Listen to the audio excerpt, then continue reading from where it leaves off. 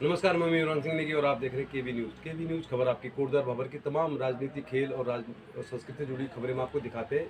आज मतदान हो चुका है, वोटिंग पड़ हो चुकी है और अब जो सारे प्रत्याशी हैं उनका जो परिणाम है वो मतपेटियों में कैद हो चुका है। रिजल्ट आएगा 10 तारीख को। अब आप कहेंगे केवी न्यूज़ क्या कह रहा है, केवी न्यूज़ में क्या चल रहा है? तो केवी न्यूज़ ने आज जो भी कवर किया है वो आज आपको दिखा रहे हैं। कोटद्वार विधानसभा से कांग्रेस पार्टी के प्रत्याशी सुरेंद्र सिंह नेगी के साथ हमारी बातचीत हुई है, हमने वो भी आपको अपने वीडियो में दिखाएंगे।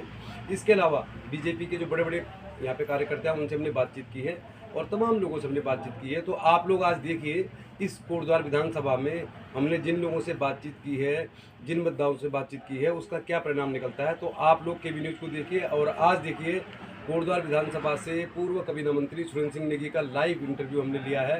तो आप देखिए केवी न्यूज़ पर आज कोटद्वार विधानसभा में क्या क्या हुआ, कैसे वोटिंग हुई, लोगों की क्या प्रतिक्रिया है, कौन लोग बीजेपी को वोट दे रहे हैं, कौन कांग्रेस को वोट दे रहे हैं, इन सब तमाम बातों का जो जिक्र होगा हमारे आने वाले वीडियोज में होगा। तो आप देखते रहिए केवी न्यूज़। पूरा बाबर घूम रहे हैं, कोटद्वार बाबर हम लोग भी घूम रहे हैं और इतने दिनों की मेहनत हो गई। तो अब आप इतने समय से राजनीति में हैं तो बता दीजिए इस बार की कैसा रिस्पॉन्स मिल रहा है आपको जनता का, वोटर का? देखिए, पहले तो जनता का मैं बहुत बहुत आभार व्यक्त करता हूँ कि बहुत ही शांतिप्रिय ढंग से ये मतदान हो रहा है और जो उत्साह उनके चेहरों से, उनकी बॉडी लैंग्वेज से झलक रहा है, उससे स्पष्ट रूप से लग रहा है कि कांग्रेस इस समय बहुत बड़े प्रचंड बहुमत से जीत रही है।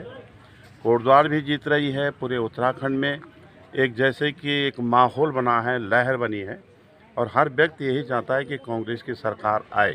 अच्छा नेगी जी, बस थोड़ा सा एक बात और पूछना चाहता हूँ। ठीक है, हमें भी ऐसा लगता है, हमारे चैनल में भी यही लोग कह रहे हैं। अब आप मुझे बताइए, जनता आपको मौका देती है, वैसे तो आप बहुत लंबे कार्यकाल में आप मंत्री रहे हैं, तो अब आप मुझे बताइए हमारे चैनल के माध्यम से कि अगर आपको दोबारा मौका मिलता है, ये बात तो निश्चित है कि अगर सरकार बनती है तो आप मंत्री भी बनेंगे, तो आपकी क्या प्राथमिकताएं हैं इस विधानसभा में? आप क्या चीज़ है जो आपके दिल में, क्या चीज़ रह गई जो चीज़ आप करना चाहते थे? बहुत सारे काम तो हो नहीं पाए, आपके कार्यकाल के दौरान भी नहीं हो पाए, तो थोड़ा इस पर विस्तार से ही बता देखिए, दीजिए। ऐसा है कि किसी भी क्षेत्र विशेष के लिए कुछ चीज़ों का होना बहुत आवश्यक होता है। जैसे कि स्वास्थ्य सेवाएं बेहतर होनी चाहिए, तो उसके लिए हमने मेडिकल कॉलेज की यहाँ पर स्वीकृत करवाई और ये तय है कि हम लोगों की सरकार अगर बनती है तो हम लोग मेडिकल कॉलेज बनाएंगे जिसमें लगभग 10,000 से लेकर 15,000 लोगों के रोज़गार भी मिलेगा। प्राधिकरण यहाँ थोपा गया, इसको हम तत्काल प्रभाव से समाप्त करेंगे।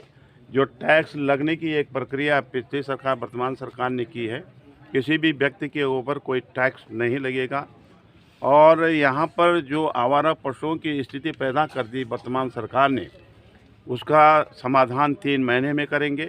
यही नहीं, यहाँ पे बंदरों की बहुत बड़ी समस्या है। मैंने कर्णाश्रम में एक बाड़ा बनाया था 20 लाख की लागत से। ये सरकार 5 साल निकल गए लेकिन उस बाड़े में एक बंदर को भी नहीं भेज पाए।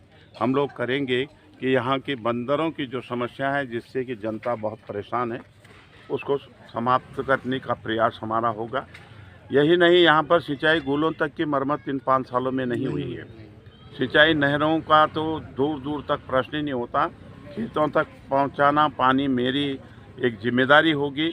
यही नहीं, यहाँ पर विश्व स्तरीय एक पर्यटक स्थल मैंने बनाने के लिए 23 करोड़ रुपए की प्रथम किस्त की धनराशि उपलब्ध करवाई थी, जिसको वर्तमान सरकार ने नज़रअंदाज किया। और दूसरे ढंग से अगर कहें कि वहाँ पर लगभग 8,000 से लेकर 10,000 लोगों को प्रत्यक्ष और अप्रत्यक्ष रूप से जो है नौकरी मिलनी थी, उस पर भी विराम लगा दिया। उसको हम लोग चलवाने का प्रयास करेंगे। यहाँ पर जो हमने डिग्री कॉलेजेज में जो व्यावसायिक शिक्षा को प्रारंभ करने का एक प्रयास किया था, वर्तमान सरकार ने उन विषयों को भी प्रारंभ नहीं किया जिनके माध्यम से बेरोजगारी को तत्काल प्रभाव से दूर किया जा सकता है। उसको हम एक बार पुनः जो है स्थापित करने का प्रयास करेंगे। बहुत सारी बातें हैं जिनको लेकिन जी एक आखिरी सवाल मैं आपसे, चूँकि हमारा चैनल है इसमें हम बहुत ज़्यादा बात कर भी नहीं पाते, आपने बहुत जगह जाना है। अब एक ऐसी चीज़ जो आप भी सुन रहे हैं, सारे लोग देख रहे हैं सोशल मीडिया प्लेटफॉर्म पे और तमाम कोटद्वार विधानसभा में योगी आदित्यनाथ जी ने आपके बारे में जो एक लाइन जो बातें कही हैं उसको लेकर बहुत चर्चा है। तो मैं ये जानना चाह रहा हूँ, जब आपको मालूम चला कि उन्होंने ये कहा कि सुरेंद्र सिंह नेगी बहुत अच्छे प्रत्याशी हैं, तो आपकी एक व्यक्तिगत तौर पर कहूँगा मैं, आपकी क्या प्रतिक्रिया उस पर रही? सबसे पहले तो मैं योगी जी का बहुत बहुत धन्यवाद करता हूँ, क्योंकि कहीं ना कहीं वो संत श्रेणी में आते हैं और संत कभी कभी यूँ तो अधिकतर बोलना चाहिए, लेकिन कभी कभी सत्य बोलते हैं, वो सत्य कहकर चले गए।